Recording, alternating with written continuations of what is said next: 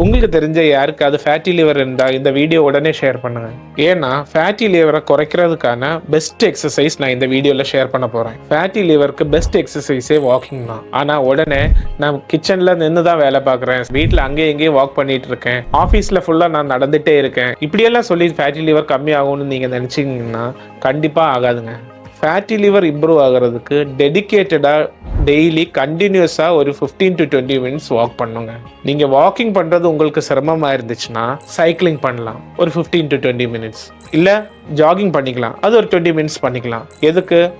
Swimming கூட பண்ணிக்கலாம். இதில் ஸ்விம்மிங் தாங்க பெஸ்ட் எக்ஸசைஸ்.